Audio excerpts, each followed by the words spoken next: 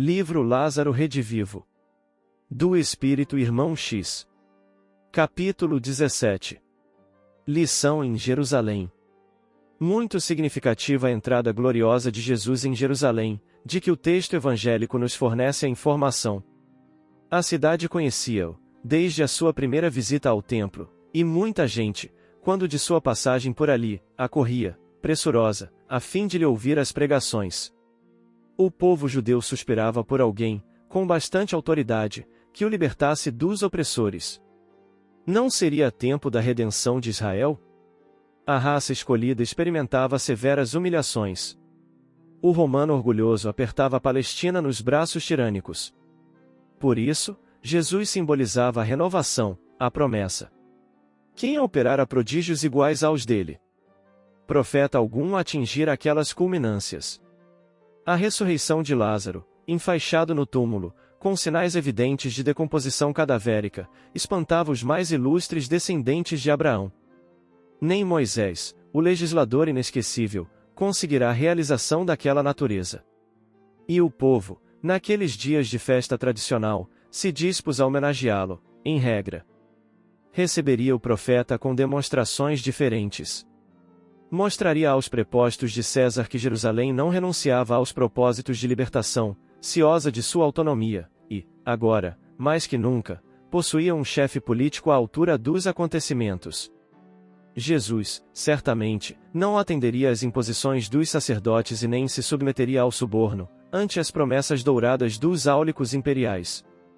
Em vista disso, quando o mestre saiu de Betânia, a caminho da cidade, alinharam-se fileiras de populares, saudando-o festivamente.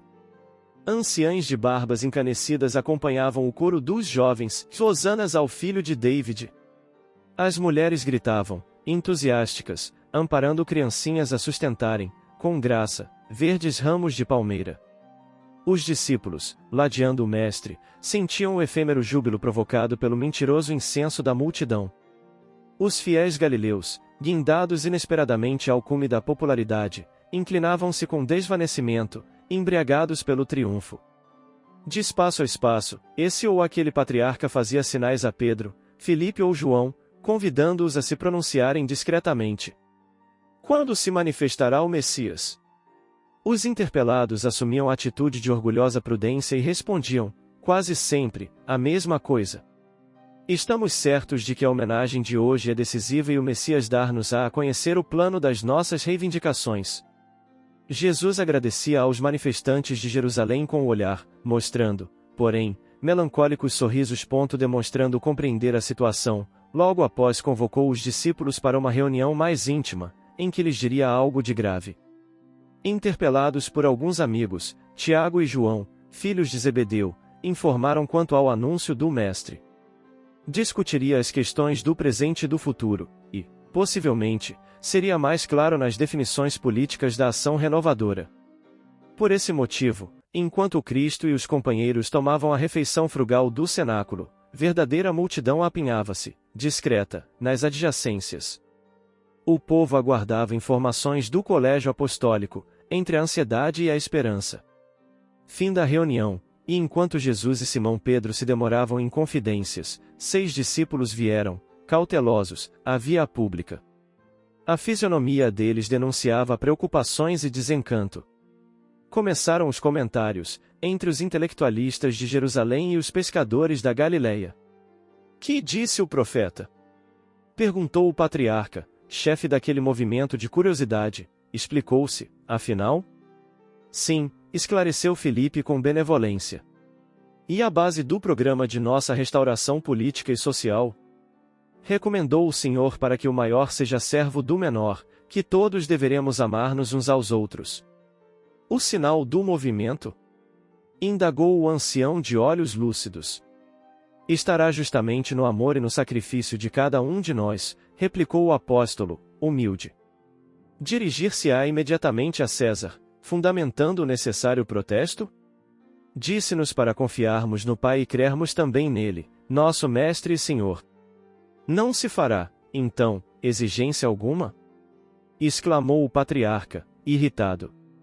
Aconselhou-nos a pedir ao céu o que for necessário e afirmou que seremos atendidos em seu nome, explicou Filipe, sem se perturbar. Entreolharam-se, admirados, os circunstantes. E a nossa posição? Resmungou o velho, não somos o povo escolhido da terra? Muito calmo, o apóstolo esclareceu. Disse o mestre que não somos do mundo e por isso o mundo nos aborrecerá, até que o seu reino seja estabelecido. Espocaram as primeiras gargalhadas. Mas o profeta, continuou o israelita exigente, não assinou algum documento, nem se referiu a qualquer compromisso com as autoridades? Não, respondeu Filipe, sincero e ingênuo, apenas lavou os pés dos companheiros. Oh! Para os filhos vaidosos de Jerusalém era demais. Surgiram risos e protestos. Não te disse, Jafet? Falou um antigo fariseu ao patriarca.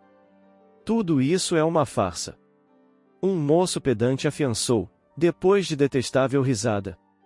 Muito boa, esta aventura dos pescadores. Dentro de alguns minutos, via-se a rua deserta.